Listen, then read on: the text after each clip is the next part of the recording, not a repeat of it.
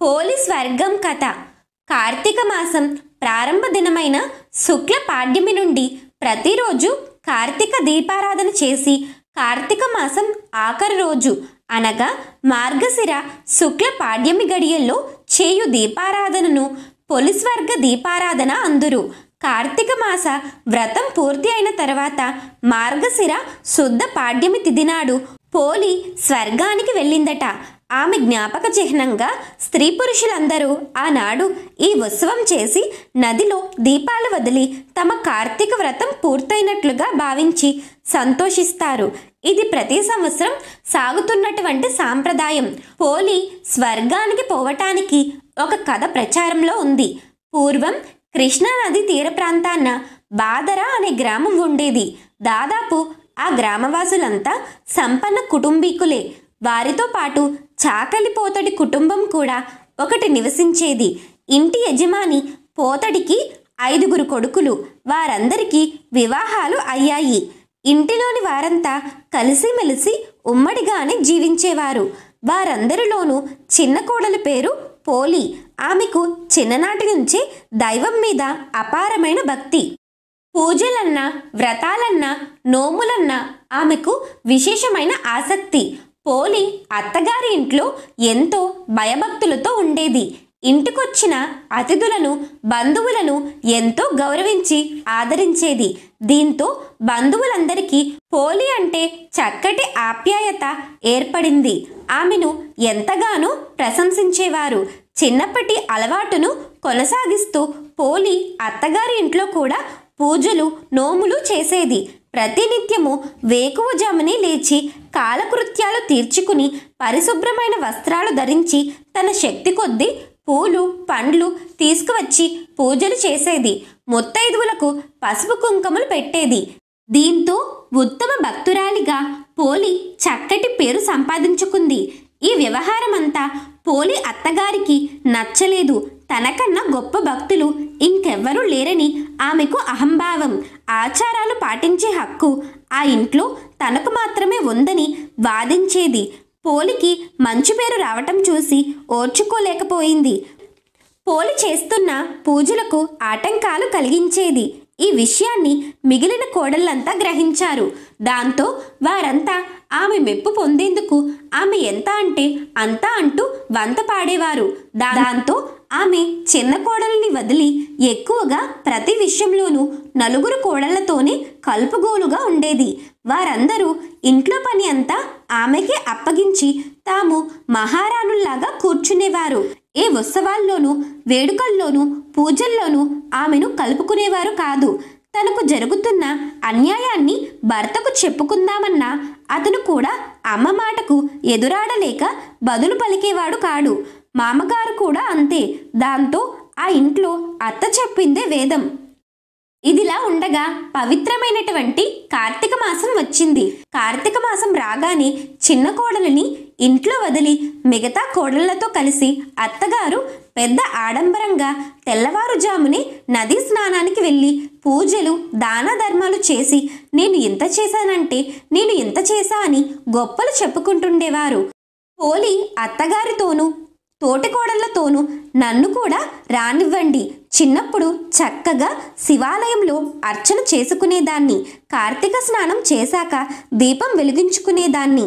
నాకు అవకాశం ఇవ్వండి అని అడగగా అత్తగారు పోలిని గసిరి నీ ముఖానికి కార్తీక స్నానం ఒకటా?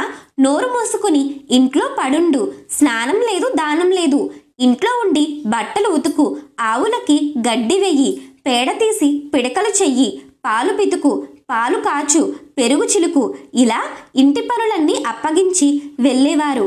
వారు తిరిగి వచ్చేలోగా చిన్న కోడలు తమకు తెలియకుండా ఇంటిలో ఎక్కడ దీపం పెడుతుందో అన్న అనుమానంతో దీపం పెట్టేందుకు కావలసిన సామాగ్రి ఏది ఇంట్లో లేకుండా జాగ్రత్త పడి మరి నదికి వచ్చేది అత్తగారు.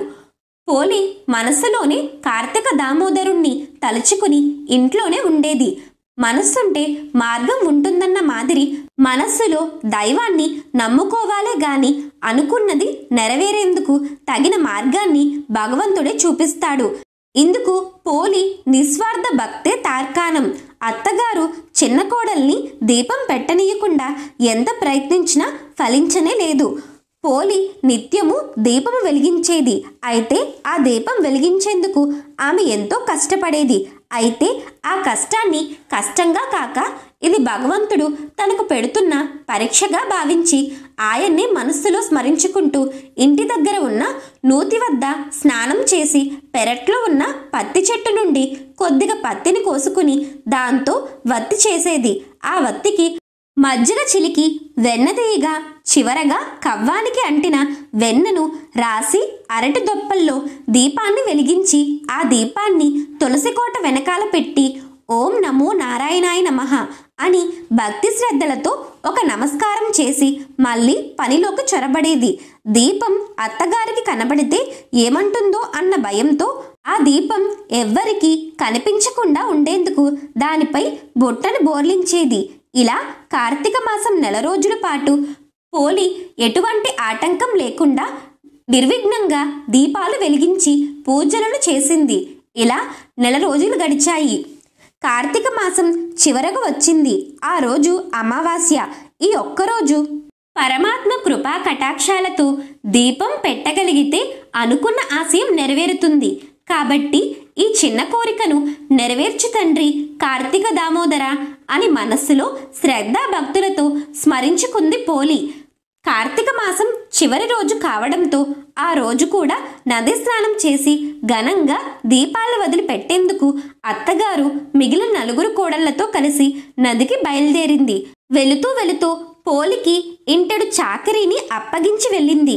నేను దీపాలు వెలిగించి ఇంటికి వచ్చేసరికి ఒక్క పని కూడా మిగల్చకుండా పూర్తి చెయ్యాలి, లేదా తగిన శిక్ష అనుభవిస్తావంటూ హెచ్చరించి వెళ్ళింది. అయినా దైవాన్ని నమ్మిన పోలి రోజువారీ పనులే కాక అత్తగారు తనకు అప్పగించిన ఇతర పనుల్ని కూడా భగవత్ కృపతో సునాయాసంగా పూర్తి చేసి రోజు మాదిరిగానే కార్తీక దీపం వెలిగించుకుంది. పోలిని దీపం పెట్టనీయకుండా నీచ బుద్ధితో అత్తగారు ఎన్ని ఆటంకాలను కల్పించినా వాటన్నిటినీ అవలీలగా పూర్తి చేసి ధర్మాన్ని దైవాన్ని నమ్ముకున్న పోలిని చూసి క్షీరాబ్ది వాసుడైన శ్రీహరికి ముచ్చట వేసింది. దాంతో పోలిని బొందితో అంటే ప్రాణం ఉండగా శరీరంతోనే స్వర్గానికి రప్పించుకునేందుకు పుష్పక విమానాన్ని పంపించాడు వైకుంఠవాసి అయిన పరంధాముడు. సరిగ్గా అదే సమయానికి అత్తగారు 4 కోడళ్ళు ఇంటికి చేరుకుంటున్నారు. పైనుంచి తేజోమయమైన కాంతిపుంజం ఒకటి కిందకు వస్తుందా అన్నట్లు పోలి ఇంటి ముందుకొచ్చి నిలిచిందా దివ్యమైన దేవతా విమానం. ఆ విమానాన్ని చూసిన అత్తగారు తోడి కోడళ్ళు ఏమనుకుంటున్నారంటే, మేము ఎంతో భక్తి భావనలతో ఇన్ని రోజులు కూడా నది వద్దకు వెళ్ళి ఆ శివయ్యకి దీపం సమర్పించాము. కాబట్టి ఆ దేవుళ్ళందరూ కూడా మా కోసం ఈ పుష్పక విమానాన్ని పంపించారు అని మురిసిపోయి పరిగెత్తుకుని వస్తారు. దేవతలంతా పోలిని అందులోకి సాదరంగా ఆహ్వానిస్తూ చెయ్యందించి మరి లోపల కూర్చోబెట్టుకున్నారు. పోలి దివ్య వస్త్రాభరణాలతో దేవతల స్త్రీలాగా మెరిసిపోతూ కనిపించింది. అయితే అది తమ కోసమే వచ్చిందనుకుని భ్రమిస్తూ మురిసిపోతున్న అత్తగారి ఆశలన్నీ అడియాసలయ్యాయి.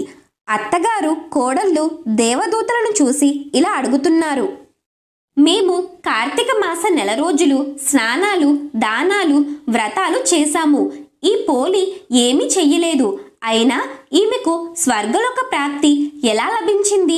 ఇన్ని పూజలు చేసినా మాకు ఏమీ లేకపోవడం ఏంటి అని ప్రశ్నించారు.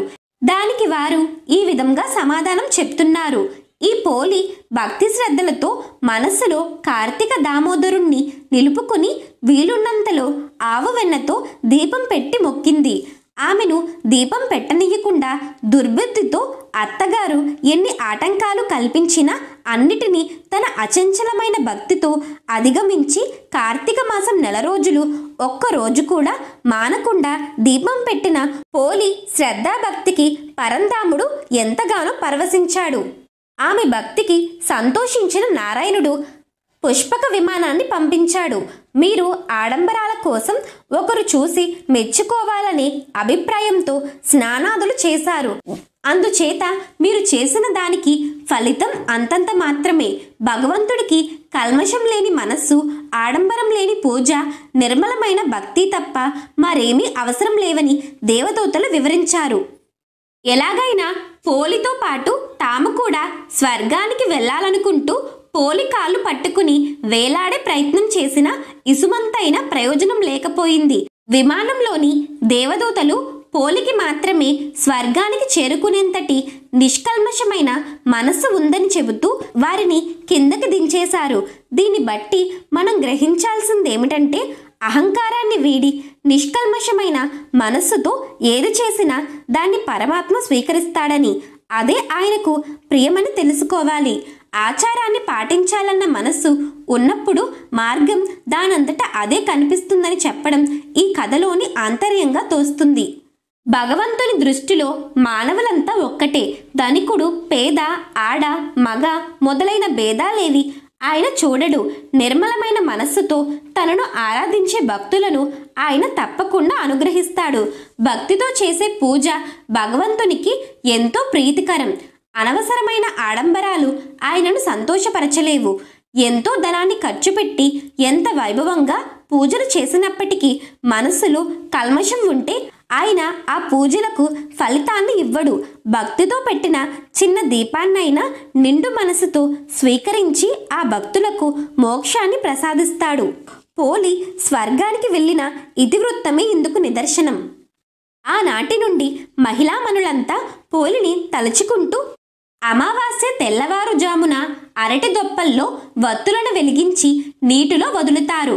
కార్తీక మాసంలో ఏ రోజు దీపాన్ని వెలిగించకపోయినా కనీసం ఈ రోజు 30 వత్తులను వెలిగించి నీటిలో వదిలితే మాసమంతా దీపారాధన చేసిన పుణ్యం లభిస్తుందని కార్తీక పురాణం చెబుతుంది. కార్తీక మాస ఫలశ్రుతి. వశిష్ఠ మహాముని జనక మహారాజుతో ఇలా అంటున్నారు. జనక మహారాజా, సూత మహర్షి సౌనకాది మునులకు కార్తీక పురాణాన్ని వినిపించాడు. ఆ తరువాత ఆ మాస ఔచిత్యాన్ని, మహత్యాన్ని మరొకసారి క్లుప్తంగా వివరించాడు. ఈ కార్తీక వ్రతం కల్మషహరం, మోక్షదాయకం, సమస్త సుఖదాయకం. ఈ వ్రతం కోసం స్నానం, ఆరాధన, ధ్యానం, దానం, ఉపవాసం, శ్రవణం, పఠనం చెయ్యాలి. అందుకే ఇది పుణ్యవ్రతం. ఈ మాసం హరిహరులిద్దరికీ ప్రీతిదాయకం. ఈ మాసంలో శివకేశవులిద్దరిని పూజించే అవకాశం లభిస్తుంది. ఇతర కాలాలలో శివారాధన ఉత్సవ వేళల్లో కేశవారాధన, కేశవారాధన ఉత్సవ వేళల్లో శివారాధన చేయటం సాధ్యం కాదు. కానీ ఈ మాసంలో ఒక్కసారిగా ఇద్దరిని ఆరాధించి ఇద్దరి అనుగ్రహాన్ని పొందవచ్చు. దీనికి వయోవృద్ధులు, స్త్రీలు, పురుషులు, పిల్లలు, పెద్దలు అనే నియమం లేదు. ఎవరైనా ఈ కార్తీక వ్రతాన్ని ఆరాధించి భగవంతుని అనుగ్రహానికి పాత్రులు కావచ్చు. సమస్త ధర్మాలతో కూడిన నీతి నియమాలకు నిలయం ఈ కార్తీక మాసం. కనుకనే సర్వపాపహరణం, పురుకృత పాపాలను తుడిచిపెట్టే పవిత్రమైన పుణ్యప్రదమైన మాసం, పూర్వజన్మ స్మృతిని కలిగించే అద్భుతమైన మాసం. ఈ మాసంలో చేసే దాన ధర్మాది పుణ్య కార్యాలన్నిటికీ అనంతకోటి రెట్లు ఫలితాన్ని ప్రసాదిస్తుంది ఈ మాసం. కార్తీక పురాణాన్ని చదవటం వలన కార్తీక మహత్యం తెలుస్తుంది. సంసారాలు తరించడానికి అవసరమైన పూజ, పునస్కారాలు, వ్రతాలు, క్రతువులు, దానాలతో శుభప్రదమై అలరారుతూ ఉంటుంది ఈ కార్తీక మాసం. అధిక వ్యయ ప్రయాసలకు లోను కాకుండా సూక్ష్మాతి సూక్ష్మమైన రీతులలో మోక్ష సాధనలను బోధించి సత్ఫలితాలను అమోఘంగా సమకూర్చగలది కార్తీక మాసం. తెలిసి గాని తెలియక గాని ఈ కార్తీక మాసంలో పుణ్యవ్రత క్రతువులను ఆచరించిన వారికి అనుకోకుండా, అడగకుండా ముక్తి లభిస్తుంది. అల్పబుద్ధితో, ఈర్ష్య ద్వేషాలతో, నిర్లక్ష్యంతో వ్రతాలను ఆచరించి వాళ్లను ద్వేషించే వాళ్ళు, కార్తీక వ్రత దీక్షలను చులకనగా చూసేవాళ్ళు, చేసేవాళ్ళు పడరాని కష్టాల పాలై ఇహపరాలకు రెండిటికి చెడిపోయి నరకయాతనలను అనుభవిస్తారన్నది ముమ్మాటికి సత్యం. ఈ మాసం మొదలైన కార్తీక శుక్ల పాడ్యమి నుండి చన్నీటితో తలస్నానం నదిలో కానీ చెరువులో కానీ చెయ్యాలి. అలా చెయ్యకుండా ఆహారం తీసుకోకూడదు. ఆలయాలలో స్వామి సన్నిధిలో దీపారాధనను, దీపదానాన్ని చెయ్యాలి. ఆహారమే తీసుకోకుండా కానీ, ఒక పూట తిని ఉండటం కానీ, కేవలం సాయంత్రం మాత్రమే భుజిస్తూ నక్తవ్రతం చేయటం కానీ పాటించాలి. ధన కనక కన్యాదాన గోదానాలు ఇంత అని లెక్క కట్టి చెప్పడానికి లేనంత ఫలితాన్నిస్తాయి. అన్నదానాలు, వన సమారాధనలు, వ్రతాలు, పురాణ పఠనాలు పుణ్యప్రదాలు. వృద్ధులు, పసివారు, ఆరోగ్యవంతులు ఎవరైనా ఏ కారణం చేతనైనా ఈ కార్తీక వ్రత నియమాలను పాటించలేని వారు ఈ కార్తీక మాసంలో కనీసం ఏకాదశి నాడు కానీ లేదా పౌర్ణమి నాడు కానీ లేదా వారికి వీలైన ఏదో ఒక రోజు కానీ ఈ వ్రతాన్ని అనుసరిస్తే ధన్యులవుతారు. మనస్సులో ఈ వ్రతాలు, దానాలు, పూజలు, నియమనిష్టలు అనుసరిస్తున్నట్లుగా భక్తితో తలచుకున్న తరించిపోతారు. రాజా, ఈ కార్తీక మాసం సమస్త పుణ్య సముపార్జనకు పరమ ఉత్తమమైన సాధనము. సమస్త పాపాలకు విరుగుడు. తక్కువ సమయంలో భగవంతుని కృపను అనుగ్రహించగల పవిత్రమైన మాసం ఈ కార్తీక మాసం.